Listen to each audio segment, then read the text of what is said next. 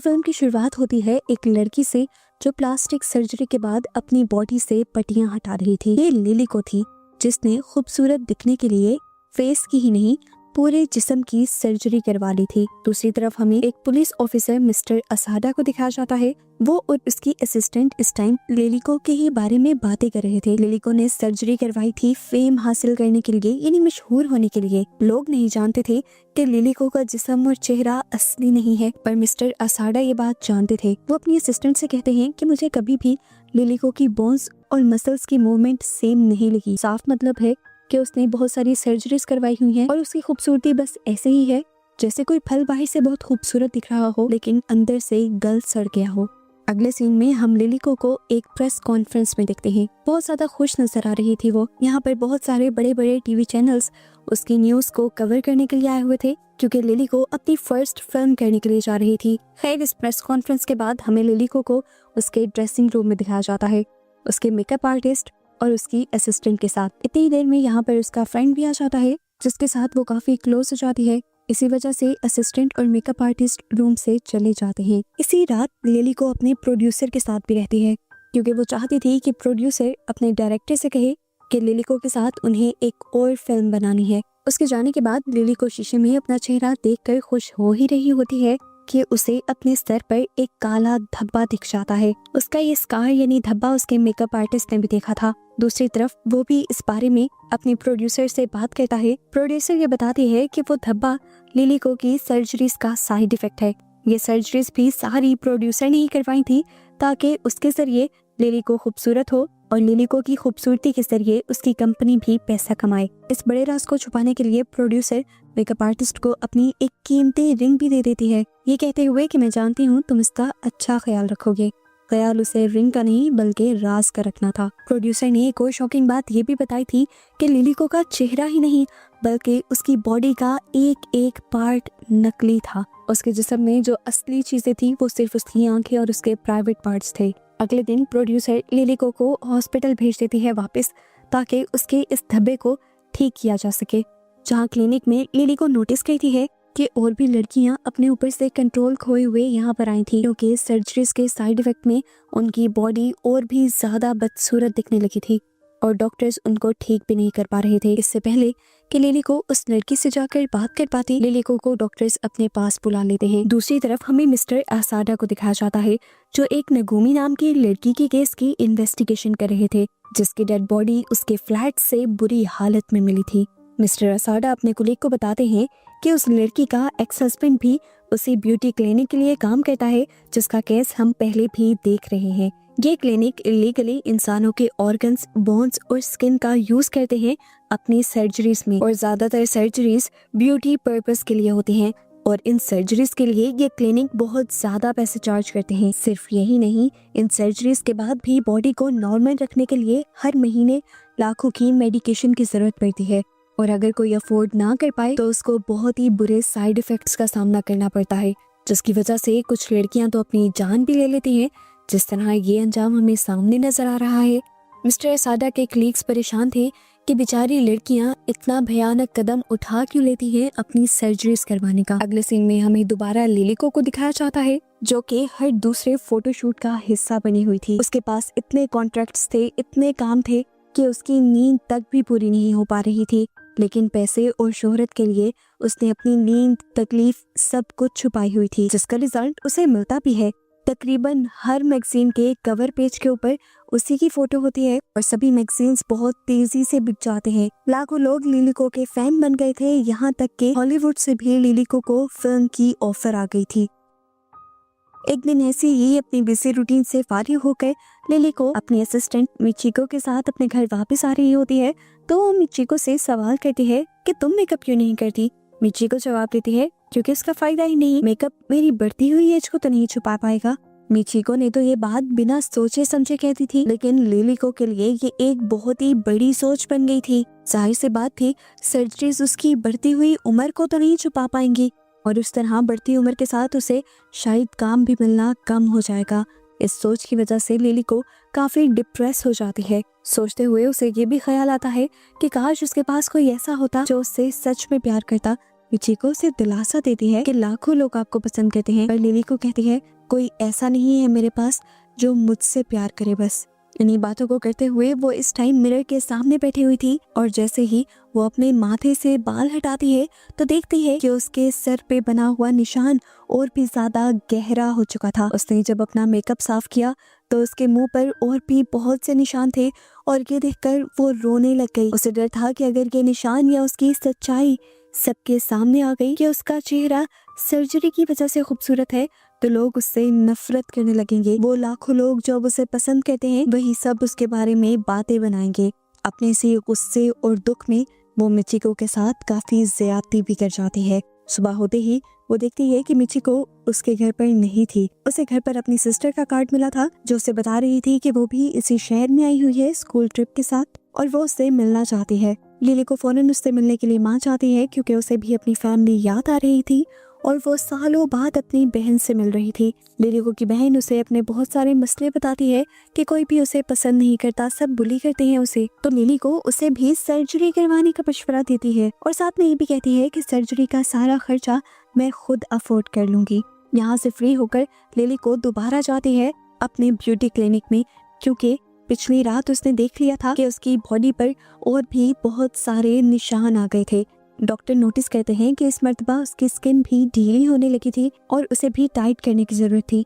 इसीलिए डॉक्टर एक और सर्जरी करने का डिसाइड करते हैं और ये सर्जरी कम मुंह पर सिलाई कढ़ाई ज्यादा लग रही थी। लिली को के मुंह पे निशान बना दिए गए थे और लिली को बगैर एनेस्थीसिया दिए यानी बगैर सुन किए लिली को का ये ऑपरेशन हो रहा था। सुई के जरिए उसकी स्किन को टाइट किया जा रहा था और लिली को बहुत ज्यादा दर्द हो रहा था। डॉक्टर तब उससे कहते हैं कि ये दर्द तो तुम्हें सहना पड़ेगा लिली को, याद नहीं है इस दर्द से पहले कोई तुम्हें नहीं जानता था। इन सर्जरीज ने ही आज तुम्हारी पहचान बनाई है, जो तुम आज हो वो सब इन सर्जरीज की ही वजह से हो। ये सुनकर बेचारी लिली को कुछ नहीं कहती और इतना दर्द भरा एक और ट्रीटमेंट करवा लेती है और फौरन एक नए शो पर आ जाती है। इस टाइम मिस्टर रसाडा भी उसका शो देख रहे थे।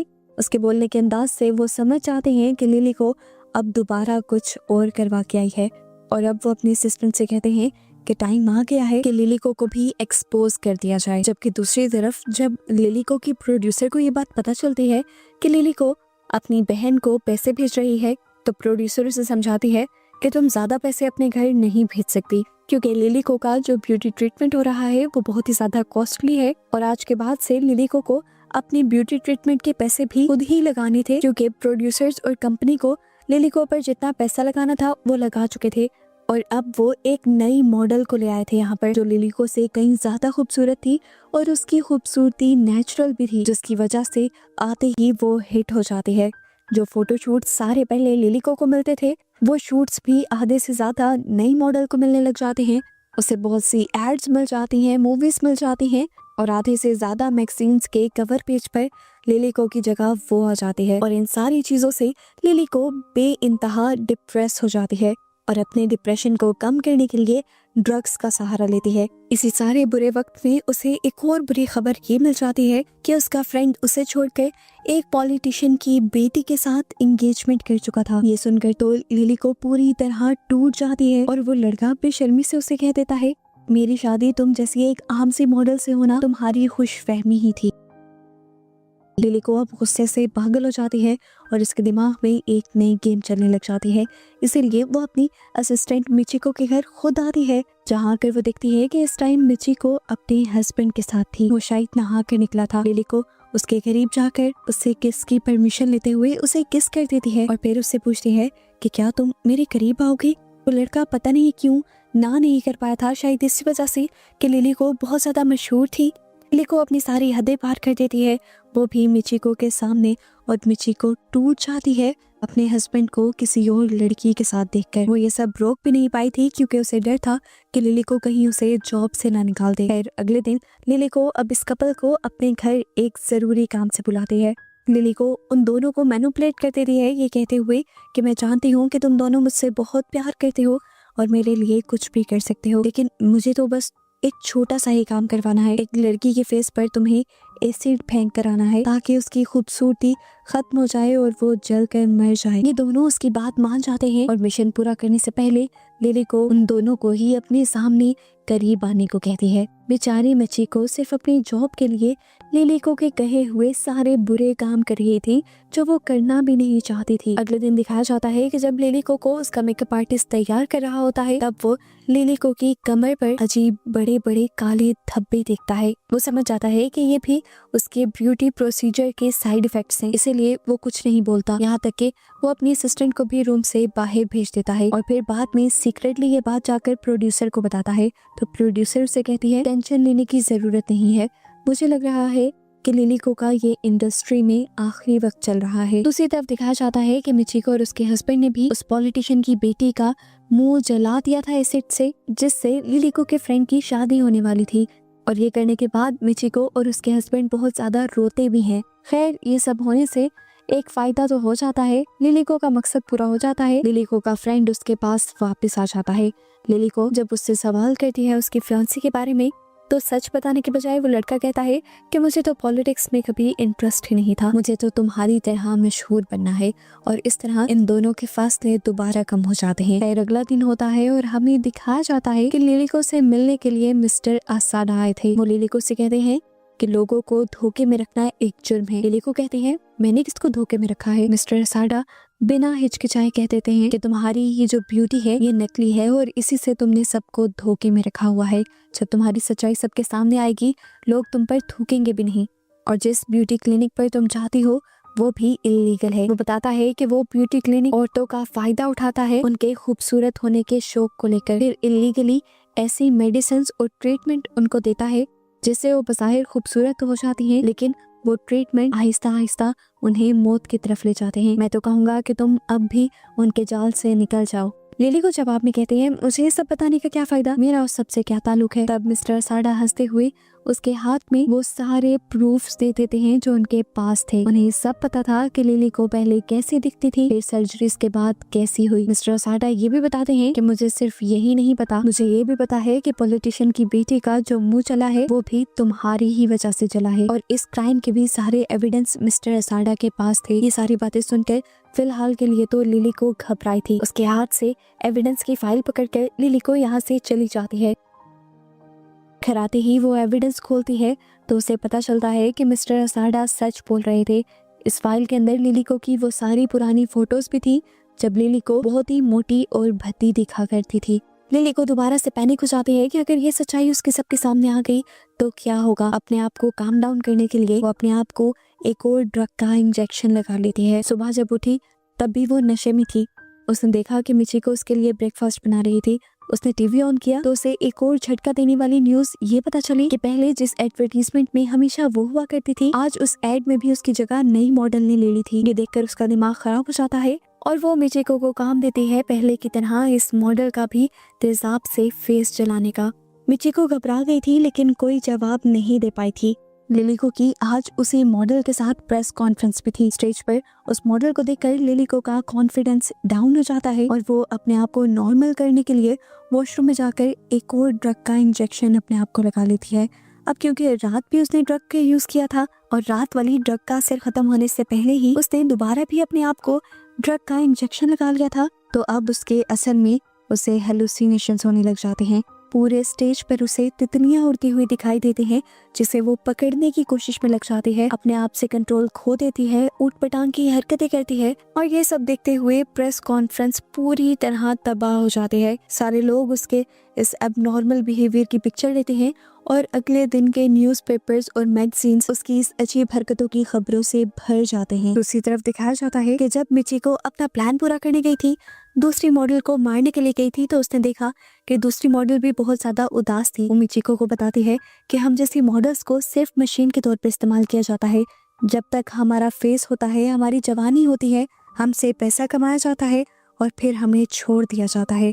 उसकी बातें सुनकर मिचिको इमोशनल हो गई थी और अपना काम पूरा नहीं कर पाई थी। यहाँ अगली सुबह जब लिली को की आंख खुलती है तो उसे बहुत ज्यादा सर में दर्द हो रहा था। वो वॉमिटिंग कर रही थी। मिचिको उसे संभालने के लिए आती है और वो गुस्से में मिचिको से पूछती है क्या मेरा काम हुआ। मिचिको से बताती है कि मैं आपका काम नहीं कर पाई। ये सुनकर लिली को इतने ज्यादा गुस्से में आ जाती है कि मिचिको को थप्पड़ मार देती है और खुद अपने आप को काम डाउन करने के लिए अपने घर से बाहर निकल आती है।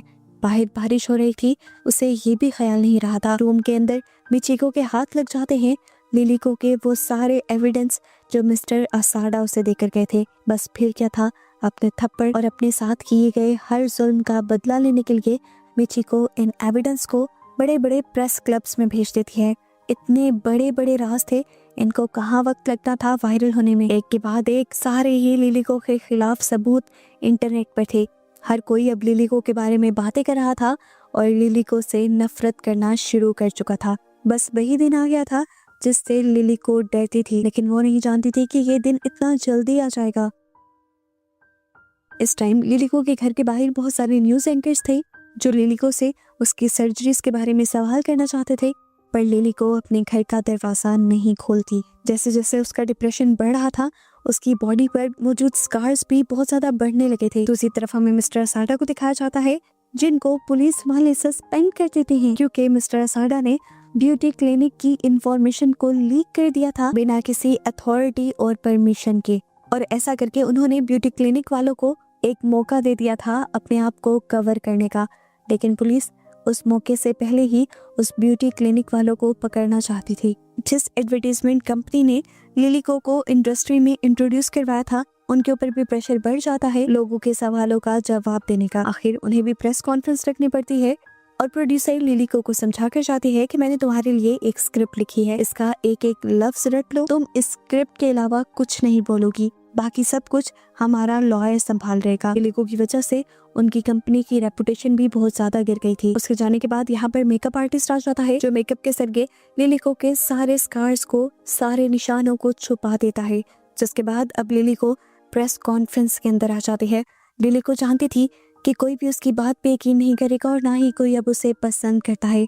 अपनी इस प्रेस कॉन्फ्रेंस को हमेशा के लिए यादगार बनाने के लिए लिलिको अपने हाथ में एक चाकू लेकर आती है और सभी के सामने अपनी आंख के अंदर स्टैब कर देती है। और उसकी इस हरकत से उसका आखिरी मैगजीन भी काफी ज्यादा पॉपुलर जाता है।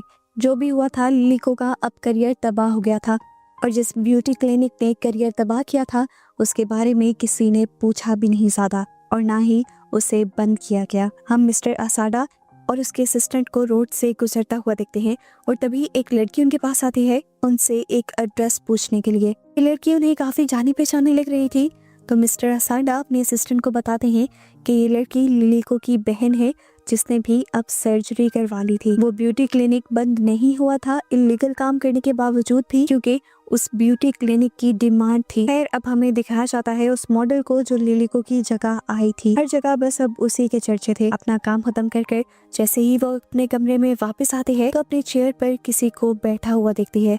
चेयर जैसे ही मुड़ती है तो हमें दिखाई देता है कि ये कोई और नहीं बल्कि लिलिको ही थी, जो नई मॉडल को देखकर स्माइल करती है। और यहाँ इस मिस्ट्री के साथ ये मूवी एंड हो जाती है कि आखिर लिलिको आखिरी मर्तबा उसके पास आई क्यों थी। क्या वो उसे मारकर अपने करियर के खत्म होने का गुस्सा निकालना चाहती थी या अपना सब कुछ छीनकर उसके पास जाने का बदला लेना चाहती थी। आपको क्या लगता है कि लिलिको वापस क्यों आई थी? कमेंट में जरूर बताइएगा। Thanks for watching.